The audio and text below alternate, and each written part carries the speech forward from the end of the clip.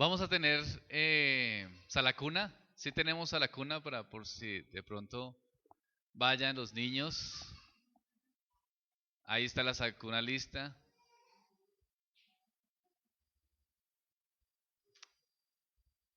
Le pido al hermano asistente que mantenga aquí la puerta cerrada para que se queden allá los niños y los papás regresen y no estén entrando y saliendo, porque siempre hay una incomodidad y distrae a las personas, ¿no?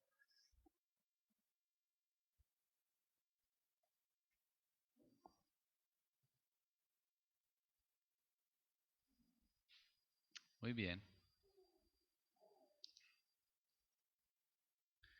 Muy bien, hermanos.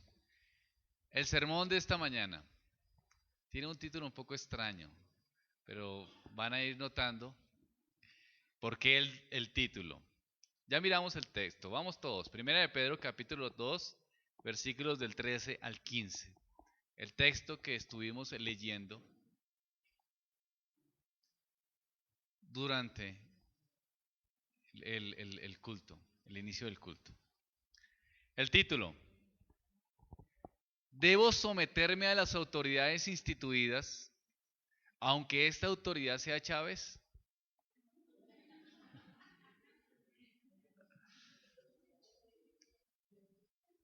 Perdonen lo curioso del título, hermanos, y a los que están también mirándonos por internet, si algún hermano bolivariano nos está escuchando, no vaya a tener una interpretación equivocada de lo que estoy diciendo. No crean que tengo algo personal con el presidente Chávez de Venezuela, para nada.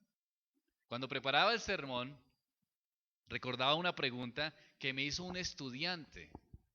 Cuando hablábamos del sometimiento al Estado y el sometimiento al gobierno, y me preguntaba, ¿debo obedecer a las autoridades instituidas aunque esta autoridad sea Chávez? Y por eso entonces es el título.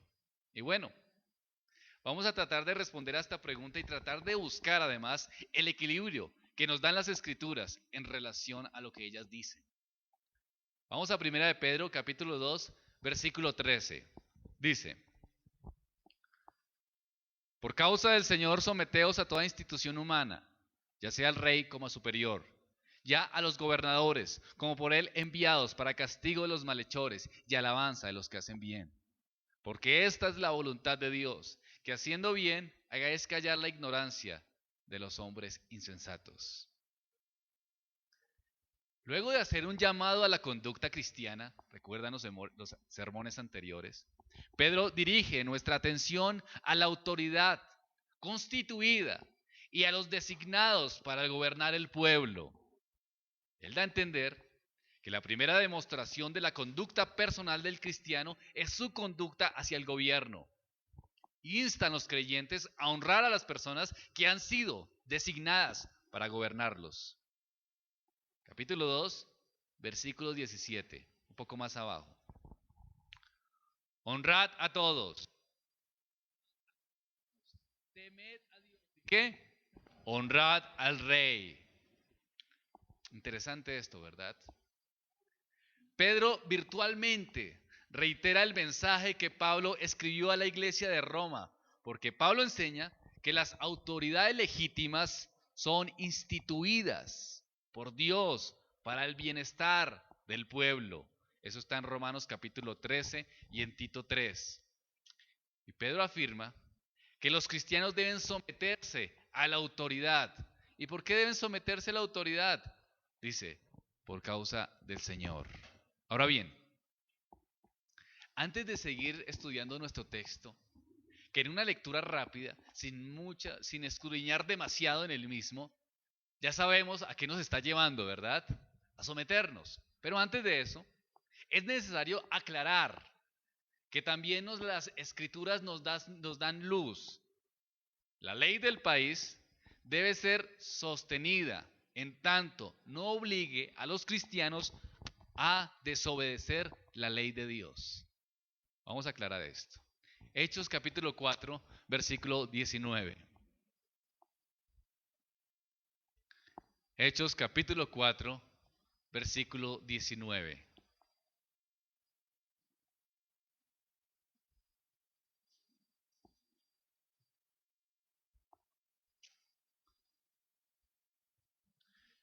Mas Pedro y Juan respondieron diciéndoles: juzgad si es justo delante de Dios obedecer a vosotros antes que a Dios. Si la ley dada por el gobierno, o la ley que dicte un gobernante, dijese que las iglesias tienen la obligación de casar homosexuales, no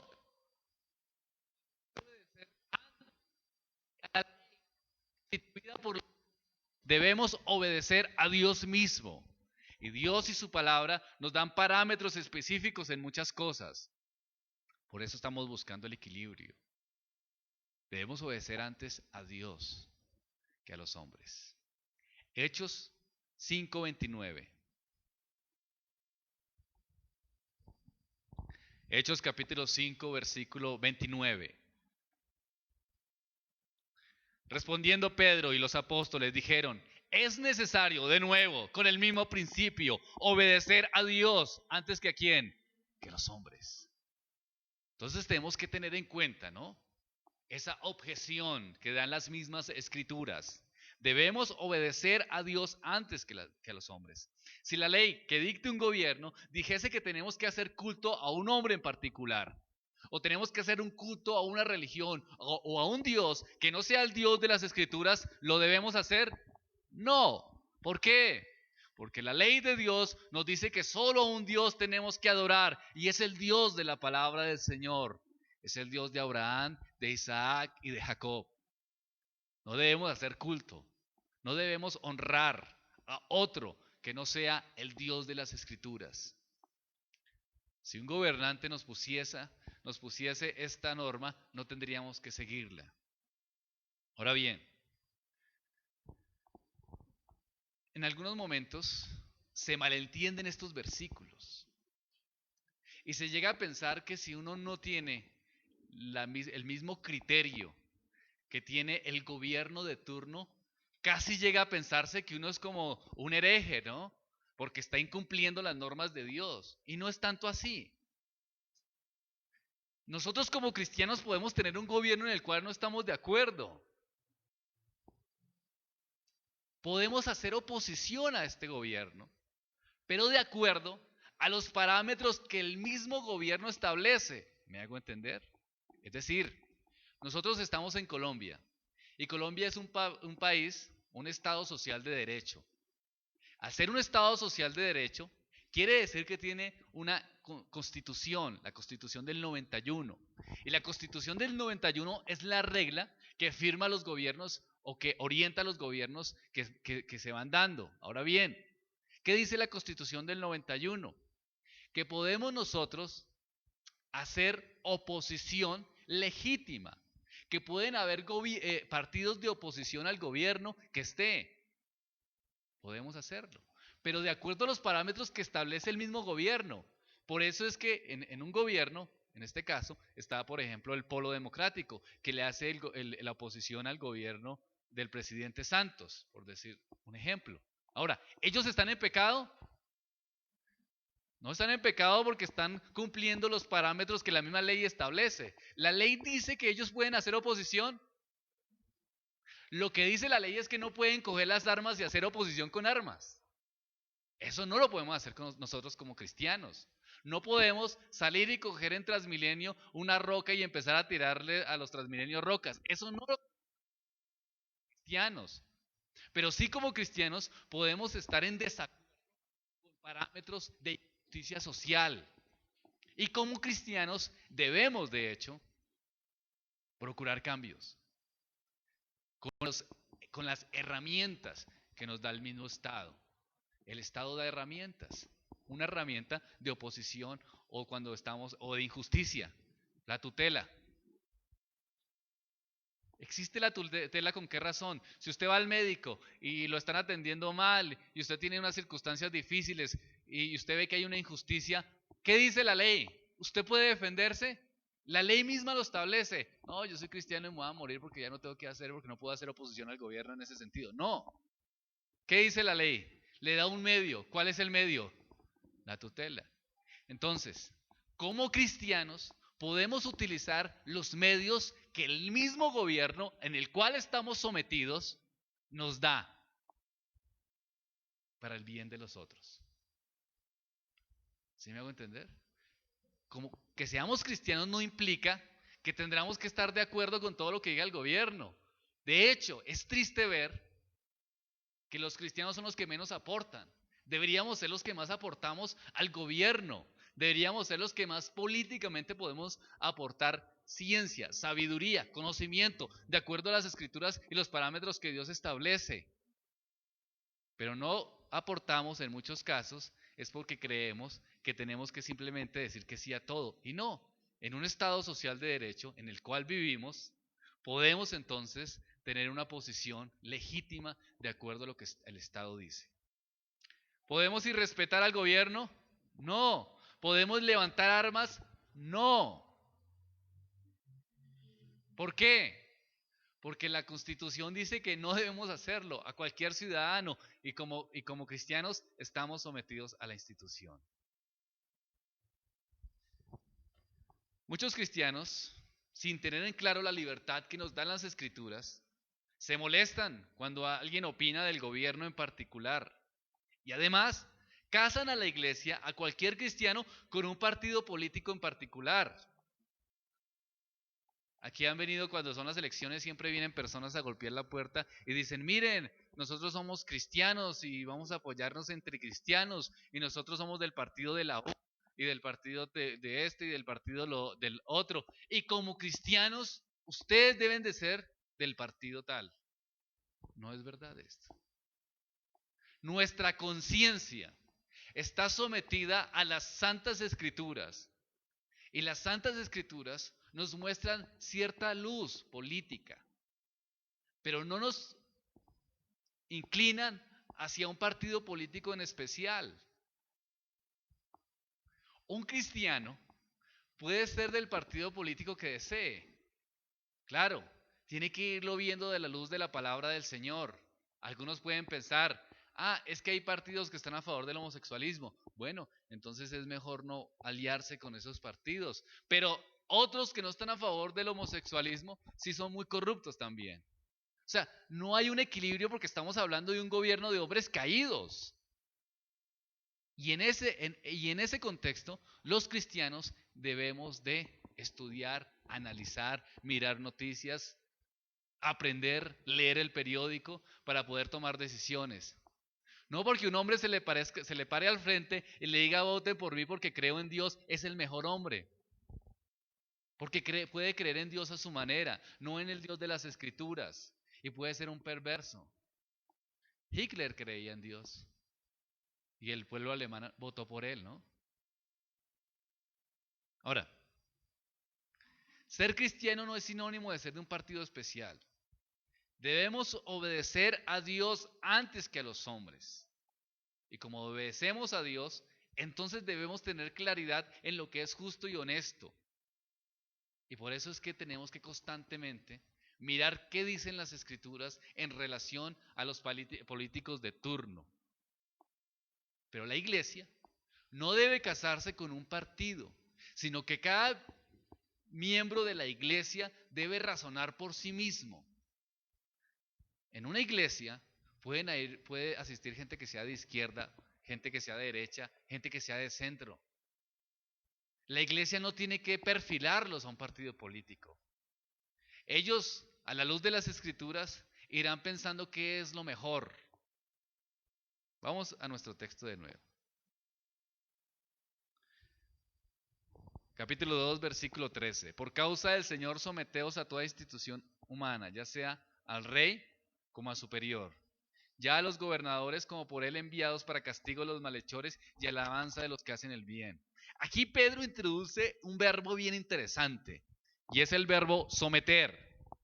Es una palabra clave en este pasaje. El verbo puede ser traducido como estad sometidos, tomándolo en el sentido pasivo, o sométanse, tomándolo en el sentido reflexivo. En este vocablo significa en su raíz colocar debajo o subordinar.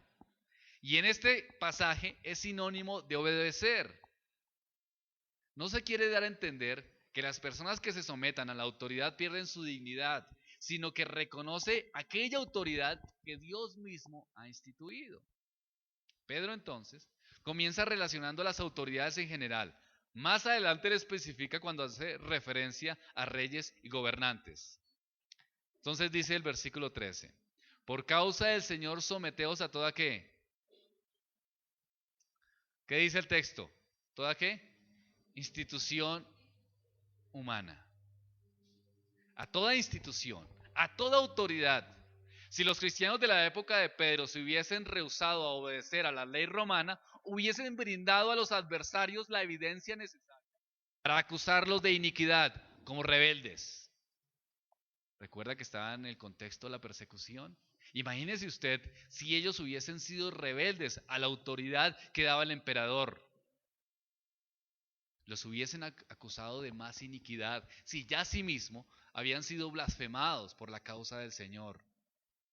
Aunque los lectores deseaban verse libres, obviamente, de la servidumbre de Roma, Pedro los exhorta a obedecer a los magistrados. ¿Qué argumento les da para que obedezcan? Miren el texto, por causa del Señor. Con esta frase él da a entender que Dios es soberano. Devuelvo, ¿no? De regreso a la doctrina cristiana, que ya hemos visto en el capítulo 1, que estamos viendo hasta el capítulo 2, de nuevo, la soberanía de Dios. Él es soberano en todas las áreas de la vida y tiene control total de cada situación. Es decir, de nuevo, la soberanía de Dios. Es voluntad de Dios, queridos hermanos, que tengamos al presidente Santos. Es voluntad de Dios que Cuba tenga a Fidel, que Venezuela tenga a Chávez. Y Dios tiene un propósito que en la mayoría de los casos no entenderemos, pero que en la historia, en algunos casos particulares, se mostrará si era bueno o era malo. Queridos hermanos, en nuestro gobierno Dios es soberano. En nuestros gobernantes Dios es soberano. Por consiguiente, Pedro anima a los cristianos a someterse, porque es soberanía de Dios, es plan de Dios el presidente que está actualmente. Entonces, como cristianos, sométasen a esto, porque es una autoridad instituida ¿por quién? Por los hombres, pero que cumple el propósito ¿de quién? De Dios. Afortunadamente el texto y el contexto son de poca ayuda para determinar si Pedro usa la palabra Señor para referirse a Dios o a Cristo. Pero sí debemos tener en cuenta que es Dios quien ha establecido las autoridades gubernamentales. Vamos a Romanos capítulo 13, versículo 1.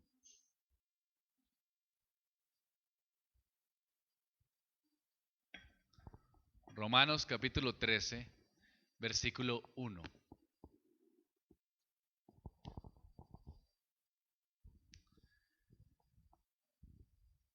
Sométase toda persona a las autoridades superiores, porque no hay autoridad sino de parte de Dios, y las que hay, ¿qué dice la Escritura?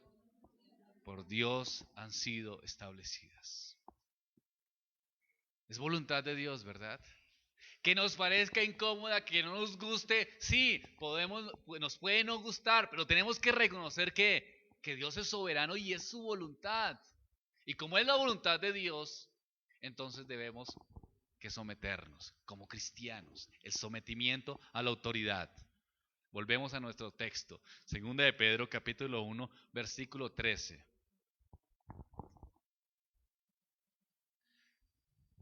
Pensando en el versículo 13, nos surge una pregunta. ¿Cuál es el significado de la cláusula? A toda institución o a toda autoridad instituida entre los hombres o a toda institución humana. En términos literales, en el texto griego dice a toda creación humana. El término creación, sin embargo, se refiere al acto por el cual una autoridad o cuerpo gubernamental es creado. De allí que denota el acto creador de instituir alguna autoridad, presumiblemente por parte de algún cuerpo legislativo. Pedro entonces habla en términos generales para evitar la acusación de que él prefiera, o que se dé a entender que él prefiera algún tipo de gobierno u otro. Además, los esfuerzos humanos, queridos hermanos, esto es importante que lo tengan presentes, por establecer una sociedad estructurada, no va contra el plan creador de Dios, sino que armoniza con él. Es válido, queridos hermanos, que los hombres puedan buscar mejores formas de gobierno. Reyes y reinas, presidentes, primeros ministros, dictadores, déspotas, gobernantes, todos ellos lo hacen es por la gracia de Dios. Miremos qué dice capítulo 8, versículo 15.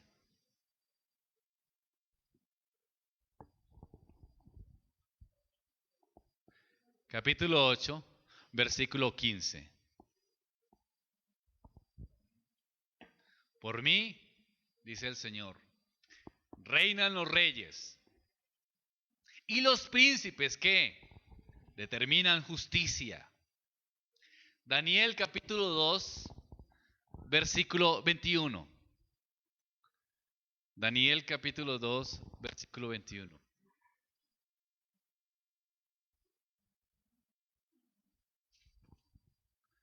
Él muda los tiempos y las edades, quita reyes y qué más, pone reyes, da la sabiduría a los sabios y la ciencia a los entendidos. ¿Sí ven cómo vamos armonizando? Todo el conocimiento de quién viene, de Dios mismo. Y está perfectamente bien que se busquen mejores formas de gobierno. Pedro no condena las formas o las instituciones establecidas, sino que más bien las nombra y nos anima a someternos a ellas. Volvemos a nuestro texto. Primera de Pedro 2:13.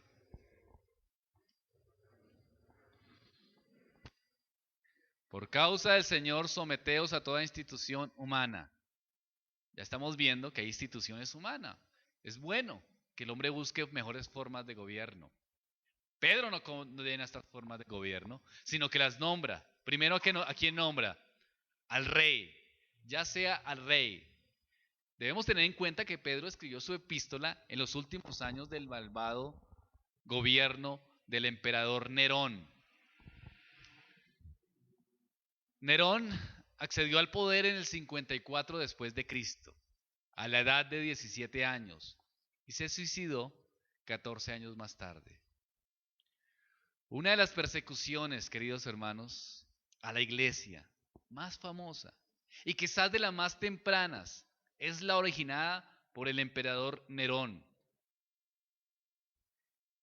En Nerón se originó la leyenda de su autoría del incendio que acabó con algunos barrios de Roma.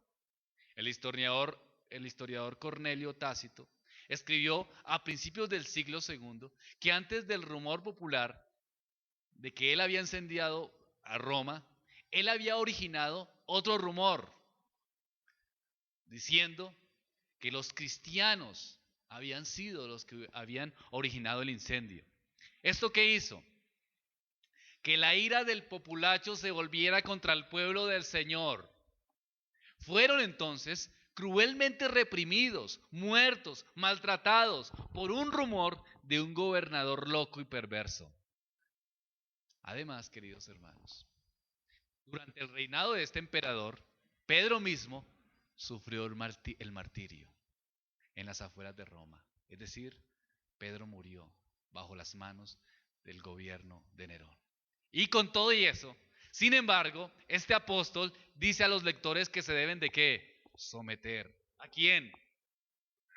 Al rey, es decir, al emperador, como suprema autoridad. Ahora bien, el título rey se usaba frecuentemente en lugar de emperador en el mundo mediterráneo. Dada su conducta, Nerón no era digno del cargo más alto del Imperio Romano. Sin embargo, Pedro lo reconoce como autoridad suprema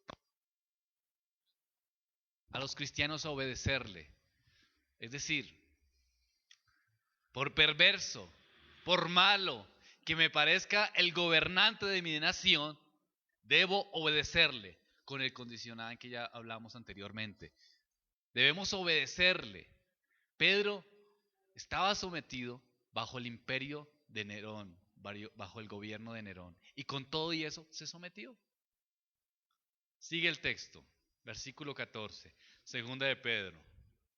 A los gobernadores.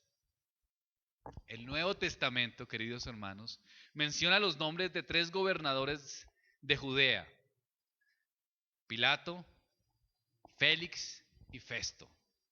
Estos 3 gobernadores fueron designados por el emperador romano y eran directamente responsables ante él. Ellos gobernaban en el nombre de Roma. Pedro escribe que los gobernadores son los que él envía, indicando de esta manera que el emperador repetidamente nombraba gobernadores. El rey o el emperador enviaba gobernadores con un propósito. Sin embargo, Pedro utiliza este término en un sentido amplio. No establece distinción alguna entre gobernadores enviados por el Senado romano y gobernadores designados por el emperador por un lapso indefinido. Los gobernadores designados por el Senado romano servían por un periodo determinado, como legados o procónsules. La Biblia nos muestra algunos: Cirenio, a Sergio Paulo en Hechos y a Galio también en Hechos. Los gobernadores enviados por el emperador servían generalmente en zonas turbulentas. Sin embargo, Pedro no está interesado en el rango de los gobernadores, sino en su función. ¿Cuál era la tarea? Miremos el texto, versículo 14. ¿Cuál era la tarea? ¿Castigar a quiénes? A los que hacen mal. ¿Y elogiar a quiénes? A los que hacen bien. Como representante de la autoridad romana, el gobernador tenía el poder de aplicar castigos a los criminales condenados. El gobernador recibía este poder de parte del emperador. Y el emperador lo recibía de parte de quién? De Dios. ¿Recuerdan cuando Jesús estaba frente a Pilato? Y Jesús orgulloso y soberbio, y Pilato orgulloso y soberbio no sabía qué hacer. ¿Recuerdan? Que no sabía qué hacer, no sabía qué decir. Bueno, ¿será que sí? ¿Será que no? Y pensando, y bueno, los judíos dicen una cosa, los miembros del Sanedrín dicen una cosa. Con qué soberbia se levantaba Pilato frente a Jesús. ¿Y Jesús qué le dice? Ninguna autoridad tendrías contra mí si no te fuera dada de arriba, es decir, de Dios. Interesante, ¿no? La autoridad es dada de Dios. La autoridad que tienen los gobernantes es dada por Dios mismo. Pablo enseña lo mismo que Pedro en cuanto al papel del gobierno, ya que señala que rebelarse contra la autoridad es rebelarse contra lo que Dios ha instituido. Por eso, como cristianos, no podemos rebelarnos con armas de una forma inadecuada. Debemos sí utilizar los medios contra la injusticia, pero no rebelarnos contra forma de gobierno. Y eso lo dicen las Escrituras. Romanos capítulo 13, versículo 2.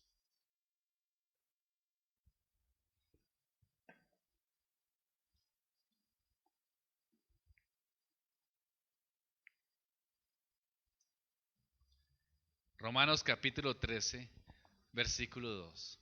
De modo que quien se opone a la autoridad, a lo establecido por Dios, que resiste. Y los que resisten acarrean condenación para sí mismos. Opinar diferente que el presidente Uribe es oponerse a la autoridad. No, que el presidente Santos es oponerse a la autoridad. No, porque la autoridad nos permite oponernos. ¿Pero de qué forma?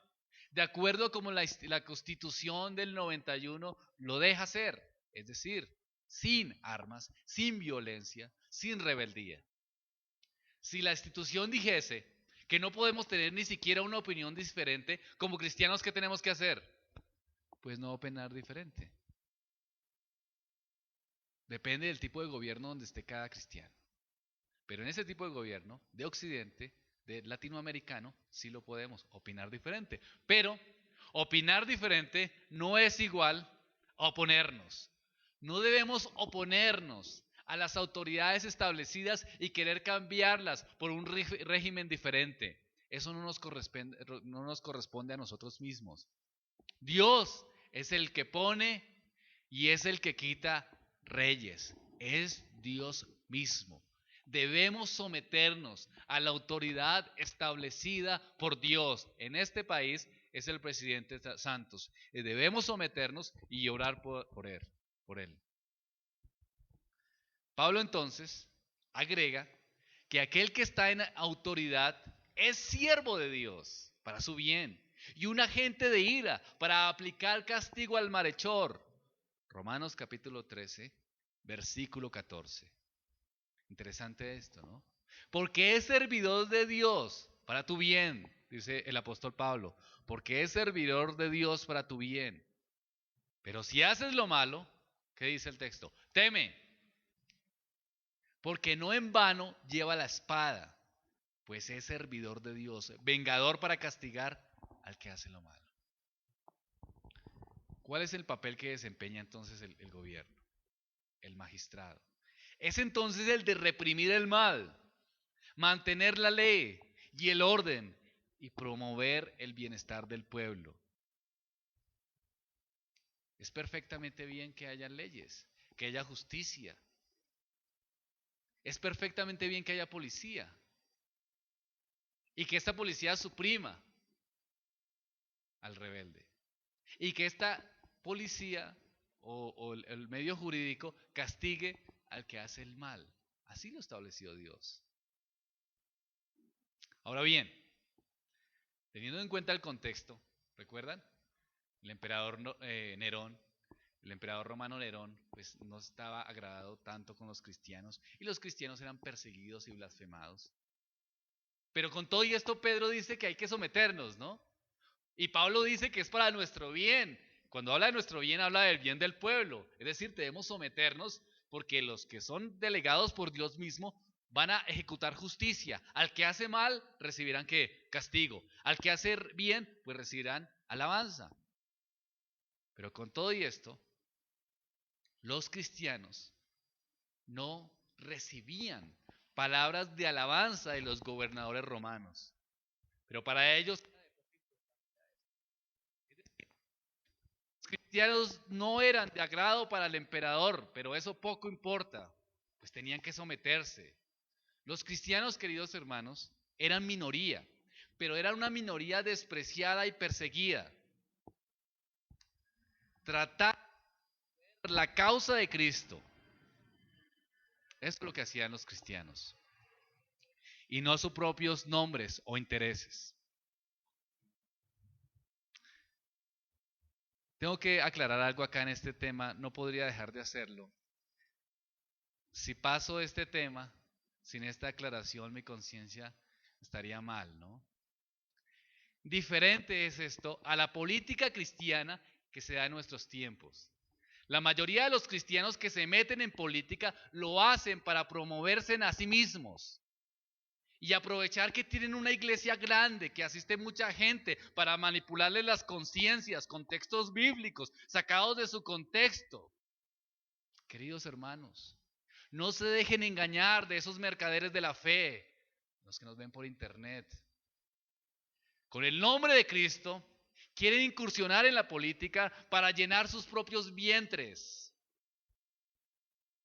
Esto no es bíblico.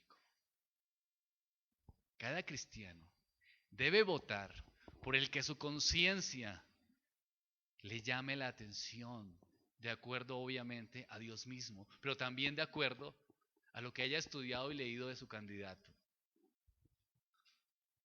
Votar porque una persona se dice llamar cristiana y tiene mucha gente, eso no está bien. Los candidatos que han estado en este momento en el Senado, que han sido candidatos para alcaldía en un tiempo, para el Senado, han sido vergüenza para el Evangelio de Dios. Enrique Gómez, por ejemplo, fue senador por el partido PIN, que es un partido parapolítico, paramilitar. Eso es una vergüenza para el cristianismo. No es bíblico esto. Simplemente aprovechándose, manipulando a las personas. Son pastores que no tienen ninguna preparación política. Muchos de ellos ni siquiera tienen estudios superiores, pero lo hacen simplemente para ganar glorias a sí mismos. Pero no ha pasado nada, no han hecho nada, absolutamente nada, porque no tienen un conocimiento político. Si en la iglesia, si en la iglesia de Cristo, si aquí en la iglesia del Redentor hubiese una persona que se ha preparado, que ha estudiado, que conoce las leyes y quiere incursionar en la política, bienvenido sea. Individualmente cada hermano puede apoyarlo, pero nosotros como iglesia no debemos hacerlo. Es decir, ponerlo en el púlpito y decir, este es el que nos va, este es el Mesías que nos va a salvar y ahora sí las cosas van a cambiar, porque en las escrituras ya hay un Mesías y es Cristo Jesús. Y los gobernadores son puestos por Dios mismo. Estos políticos cristianos, entre comillas, lo que han traído es vergüenza al evangelio de Dios. Engaño, mentira, manipulación, utilizando el púlpito. ¿No vio el del partido del pacto? ¿Cómo se llama el del pacto? Que era concejal y entonces se retiró y dejó a otro concejal y ese otro concejal mató a la esposa, salió en el periódico y el nombre de Cristo, no, pero es una iglesia cristiana y cómo así, que entonces Vladimir Melo y entonces cómo así, que mató a la esposa y entonces las normas y la justicia ya lo declaró culpable. Qué vergüenza, ¿no? Eso es vergonzoso. Y le ponen el nombre de Cristo, utilizando a Dios, utilizando a su palabra como parapeto, para manipular las conciencias de los hombres. Esto es engaño, eso es mentira. No debemos hacerlo. Debemos someternos a lo que Dios dice. Regresamos a nuestro texto, versículo 15, de Primera de Pedro, capítulo 2. Porque esta es la voluntad de Dios, que haciendo bien hagáis callar la ignorancia de los hombres insensatos. Aquí viene. La primera palabra es ¿por qué? Es un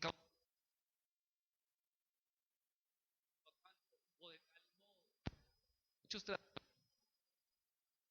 términos, sin embargo, o bien se refiere a la exhortación anterior de Pedro de someterse a las autoridades, o se proyecta hacia la tarea de callar a los necios que en su ignorancia se oponen a los creyentes. Esa es la voluntad de Dios, dice, ¿no? Me encanta Pedro porque en su epístola con frecuencia enseña a los lectores a vivir según la voluntad de Dios. Miren el capítulo 3, versículo 17. Porque mejor es que padezcáis haciendo el bien, si la voluntad de Dios así lo quiere, que haciendo el mal. Capítulo 4, versículo 2. Para no vivir el tiempo que resta en la carne, conforme a las concupiscencias de los hombres, sino conforme a ¿qué? A la voluntad de Dios. 4:19. De modo que los que padecen según la voluntad de Dios, encomienden sus almas al fiel Creador y hagan el bien. Siempre. Siempre los creyentes deben compaginar sus vidas con la petición que hizo el Señor Jesucristo cuando nos enseñaba el Padre Nuestro. ¿Recuerdan? Hágase tu voluntad, como en el cielo, así también en la tierra. La voluntad de Dios entonces es que continúen haciendo el bien, porque entonces podemos amordazar a los que nos acusan. La palabra de Pedro utiliza al hablar de callar en el versículo 15, es una que se utiliza cuando se habla de ponerle un bozal a un animal. En el sentido figurado, significa silenciar a alguien. Viene una pregunta entonces, ¿quiénes son los adversarios de los cristianos? Y Pedro los nombra aquí, ¿no? Los denomina necios e insensatos que se dan a la charla ignorante. Se trata de un grupo específico de personas que se niegan a aceptar las evidencias que los cristianos presentan por medio de su conducta moral, sus buenas obras. Y Pedro dice a los ignorantes, o callar la ignorancia. Esta palabra significa que son incapaces de conocer. En el sentido de la desobediencia al cerrar la mente ante la palabra revelada de Dios. Romanos 10:3 dice, no lo busquen, porque ignorando la justicia de Dios, procurando establecer la suya propia, no se han sujetado a la justicia de Dios. En otras palabras, la ignorancia y la desobediencia han unido sus fuerzas contra la evidencia innegable. Por esta razón Pedro llama a estos hombres insensatos, porque su ignorancia es inexcusable. Debemos someternos a toda autoridad. Y al someternos, dicen las Escrituras, los ignorantes que no conocen el Evangelio, que no reconocen las verdades escriturales, ¿qué pasa con ellos? Serán silenciados. Serán silenciados. ¿Cómo es el comportamiento del cristiano entonces? Sometido. ¿Cómo es? Pensante, reflexivo, utilizando las herramientas que da el gobierno, las herramientas que da la justicia. ¿Para qué? Para los insensatos e ignorantes, es decir, aquellos que no conocen el Evangelio, que no saben qué es la verdad, que no saben qué significa la justicia de Cristo, ¿qué pasa con ellos? Se callen. Pero si hay rebeldía en armas, o si hay una rebeldía fuera de los parámetros de Dios, ¿qué pasará con estos? El nombre del Señor ha sido blasfemado por muchos políticos cristianos que se hacen llamar cristianos y entran a la política mintiendo y engañando sin un conocimiento. Claro que ha sido blasfemado. La iglesia del Señor no debe estar en eso, ni de esas formas. Sí debemos ser políticos en el sentido social. Debemos preocuparnos por leer, por votar bien por nuestros gobernantes de una manera correcta. Pero la iglesia del Señor y el pastor no es un Mesías. Yo recuerdo cuando recién llegué a la iglesia, que muchas personas me preguntaban, oiga, pastor, ¿y por quién hay que votar? Yo no sé, vote por el que usted quiera. No, pero ¿por quién? Acostumbrados, ¿no? A que nos muestren todo, ¿no? Tenemos que nosotros mismos estudiar y prepararnos, mirar cuál es lo más legítimo, ¿no? Y aún dentro de la iglesia puede alguien votar por uno y otro votar por otra persona. Eso está bien, no pasa nada por eso. No hay problema en ese sentido. Pero lo que sí es claro es que debemos recordar lo que dice el apóstol Pablo en el versículo 13, 14, el apóstol Pedro en el versículo 13, 14 y 15. Por causa del Señor, someteos a toda institución humana, ya sea al rey como superior, ya a los gobernadores, como por él enviados para el castigo de los malhechores y alabanza, enviados por el rey, de los que hacen bien.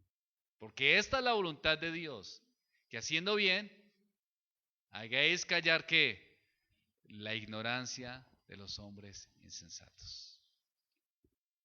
Oremos al Señor. Padre de los cielos, te doy gracias por tu misericordia. Señor, gracias por tu bondad. Gracias porque nos enseñas a someternos a la institución establecida. Ayúdanos, Señor, a utilizar los recursos como la historia has comprobado, Señor, jurídicos que tenemos, para que como cristianos pensantes e inteligentes y claros, podamos nosotros, Señor, cambiar situaciones sociales que estén mal, pero que lo hagamos con el sometimiento que las Escrituras dan, no con arrogancia ni con armas. Y si hay cosas que definitivamente no podemos cambiar, enséñanos, Señor, a someternos a nuestras instituciones. Enséñanos a orar, por un lado, por un presidente que es de una derecha, y por otro lado, por un alcalde que debemos orar constantemente, aunque sea de un perfil izquierda.